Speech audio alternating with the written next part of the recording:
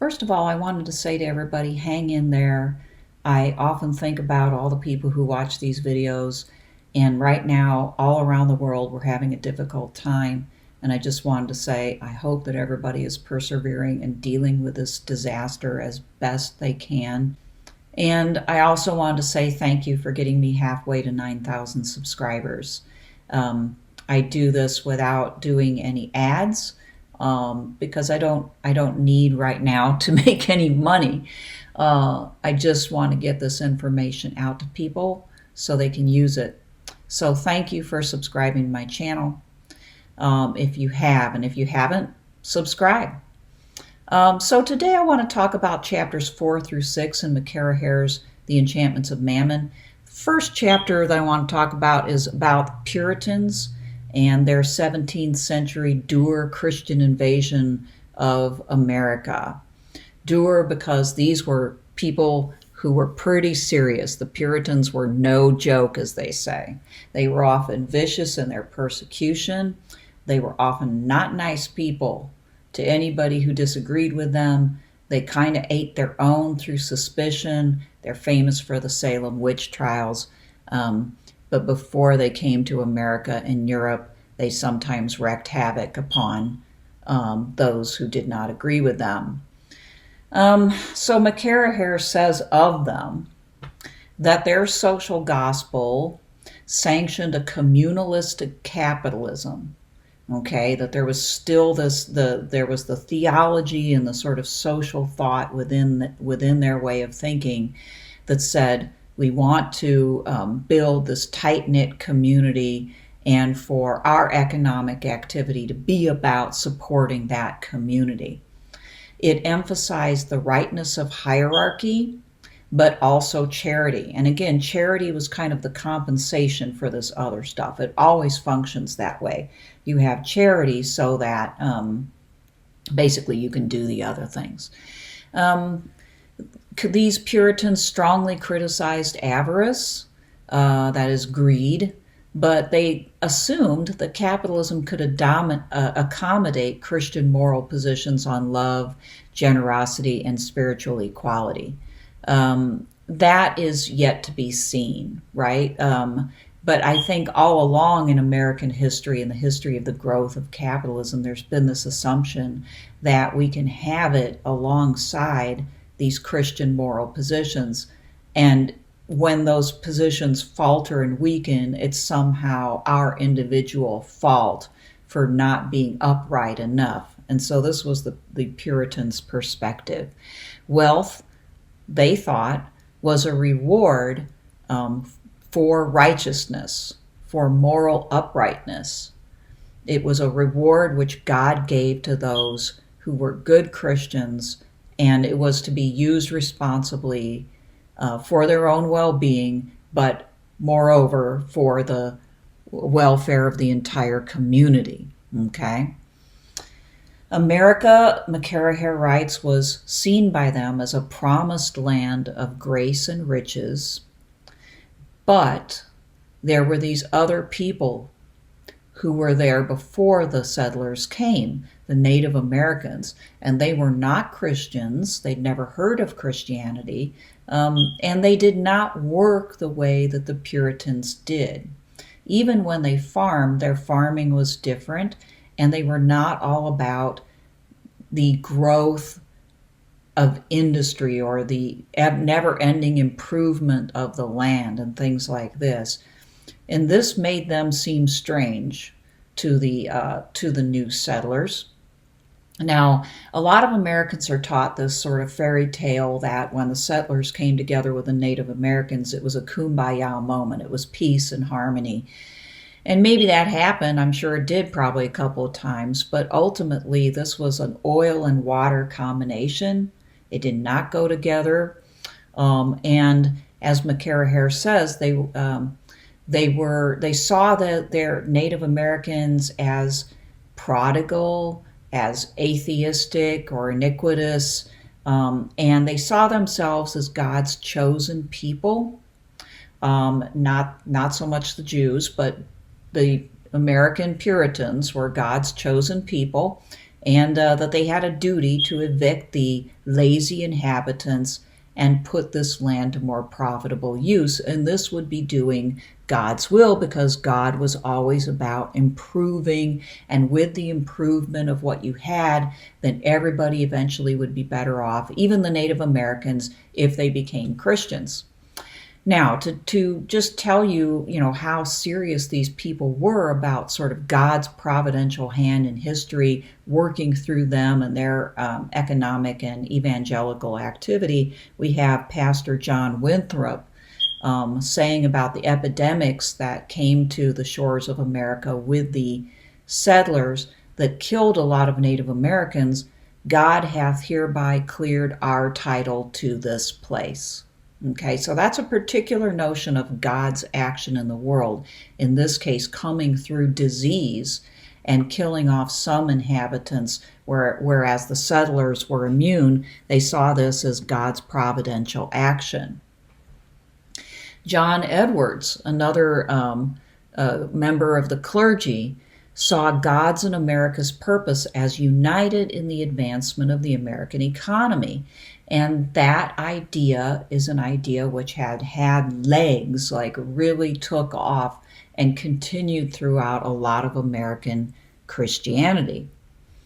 Okay, McCarraher writes, braced by their aversion to modern market morality, Puritan leaders managed for at least a generation or two to hinder extensive participation in the transatlantic and increasingly global economic networks of English Puritan merchants and financiers elsewhere abroad. So there was this initial, no, we're going to have our commercial and economic activity here. We're particularly going to aim it at improving our tight-knit communities. So they resisted getting involved in global trade, but that did not last.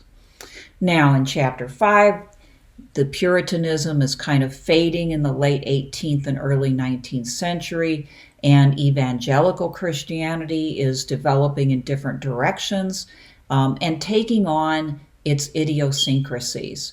There was always this mishmash of Christianity and more or less magical ways of thinking and living. And in John Butler's words, as McCarraher notes, America was teeming with magic, animism, astrology, and divination, as well as evangelical Protestantism. It was swarming with diviners, money diggers, and cunning folk in search of gold, silver, jewels, and other buried riches.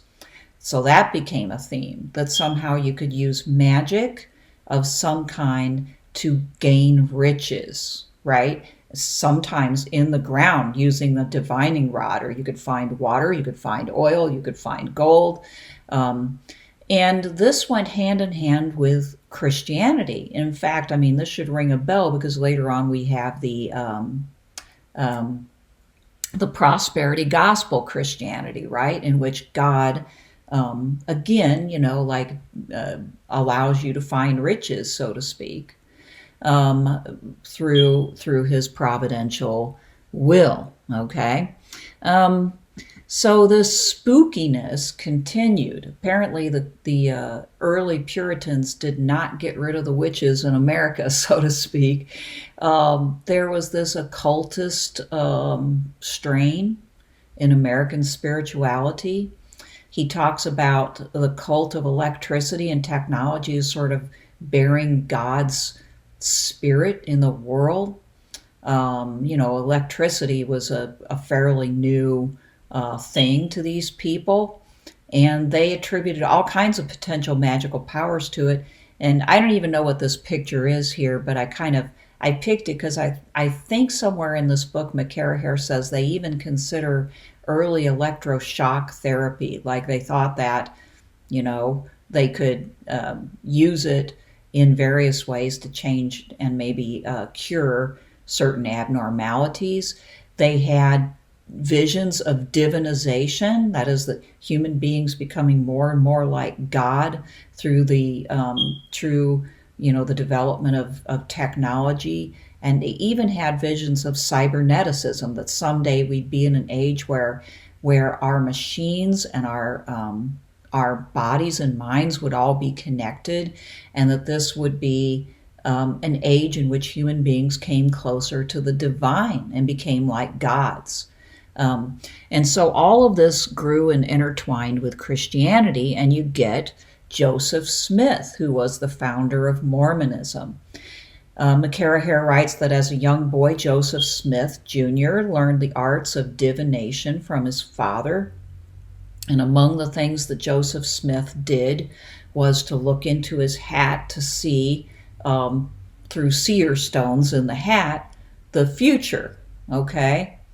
Well, I don't know the Mormon story all that well, but I do remember that the Book of Mormon was dictated to Joseph Smith through this process.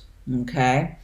Mormonism, he writes, wedded evangelical and magical prescriptions for earthly prosperity. Evangelicals were so scandalized by Mormon theology and polygamy that they never recognized, says McCarraher, their affinity with the Mormon heretics. Affirmation of the gospel of work and proprietorship, the gospel of the evangelical dispensation, the character armor forged in the evangelical fire, thrift, sobriety, and perseverance, was worn to embolden and protect an army of abstemious, well-scrubbed accumulators. Sometimes he has a nice turn of phrase, and that's definitely one of them. He's just referring to the early Mormon affinity for business acumen that went side by side with their particular version of Christianity. And he's saying that a lot of evangelical Christians, turned off by Mormons' seeming kind of communalism and polygamy in particular, didn't see that they had quite a bit in common on that score, that they combined a certain type of Christianity with admiration of business acumen. So he mentions Freeman Hunt. This was a publisher from the first half of the 19th century. Just some astounding quotes here, just to kind of give you a taste of the type of quotes that McCarraher finds. Hunt said that the merchant's counting house was like a sanctuary, meaning like a church. And this is Freeman Hunt. He says, the merchant makes all work sacramental. He communes with God and man in buying and selling. Communion in both kinds. No saint stands higher than the saint of trade. The saint of the 19th century is the good merchant. That's directly from Freeman Hunt from this time, very directly combining Christianity and sainthood itself, as well as, of course, the sacramental life with commerce. Frederick Douglass, the famous abolitionist, is quoted in McCarraher's book as an alternative view of this development in Christianity. Of course, he was a former slave. He was going to see how Christianity was used to justify all of this, and slavery itself. He pointed out the Christian clergy in America defended slavery as if it was ordained by God. They did say it was ordained by God. He said that the stronghold of slavery is in the pulpit, and it was. Southern pastors generally treated American slavery as if it was a part of God's natural plan for some to rule over others in this fashion. One pastor from 1861 is quoted by McCarraher as saying that providential history had permitted the black man to be brought here, that should be brought here, although bought here also applies, and subjected to the disciplines of slavery. Okay, Chapter 6 is about the Transcendentalists and Romantics in America. Transcendentalism is one form of American Romanticism. So McCarraher is always trying to show how these people are pushing and pulling. There are people who are pushing for the combination of Christianity with capitalism, but there's always within the same society people who try to push back and say, no, that's kind of base, that's kind of crass, that doesn't really seem to go. And so these transcendentalists, such as we have pictures here of Margaret Fuller, Henry David Thoreau, Ralph Waldo Emerson, are discussed by McCarraher. They did push for women's suffrage, for the abolition of slavery, for workers' rights and utopian communities. McCarraher says, like European Romanticism, the sacramental imagination of American Transcendentalists could have radical implications. It could have had radical implications. But then he shows again how it did not. Okay, and this is also a theme. These resistance bubbles up, and then it gets recuperated. It fizzles out. It gets bought out from. It gets subverted. Okay. Now, there were communal experiments in America. I wasn't aware of some of them, but I was aware of Oneida and New Harmony. New Harmony was a community in Indiana founded by Robert Owen. It was first founded by a group of Christians, and they called it Harmony. They tried, themselves to create this kind of harmonious Christian community. Owen came and refounded it, so to speak, after it started to fizzle, and it fizzled even harder about 2 years later. Basically, McCarraher says of all of these experiments that really, what it boils down to is once people get there and they realize that it's hard work and that they're going to have to do manual labor and they're going to have to deal with other people in an America that's becoming more and more materialistic and more individualistic, it's just too hard and they just can't do it. There's not the will to do it, and so they failed. And a certain agrarian chic takes their place. So within the American culture industry, you might say, that pushback continues, but it's just for kind of intellectual and cultural consumption.